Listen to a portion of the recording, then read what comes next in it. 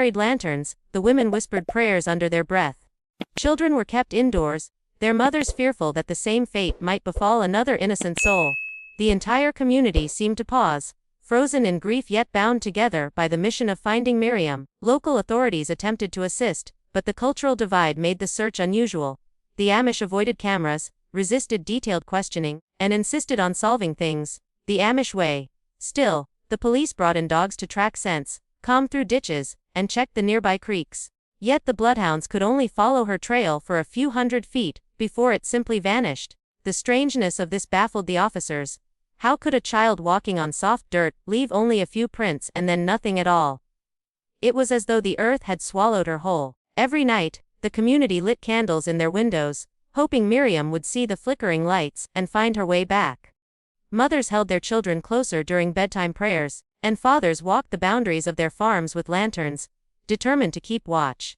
The sense of safety the Amish had always felt in their simple, peaceful lives began to fracture. The very path Miriam walked daily, a path lined with wheat and wildflowers, had turned into a place of fear, avoided by the younger children, and even whispered about by the elders. As the weeks turned into months, the search stretched further. Families from neighboring counties arrived with wagons and supplies, joining in the effort. Old barns were opened and searched, cellars inspected, even haystacks overturned. Rumors began to spread quietly. Some whispered she had been taken by outsiders who drove through in cars at night, while others suggested darker, more unspoken explanations. Each day without Miriam only deepened the silence and the questions. Her absence hung in the air, heavy and suffocating. But through it all, her family never gave up. They continued to set a place for her at the dinner table, as though her return was inevitable. Her doll's small cradle remained by her bedside, untouched, waiting.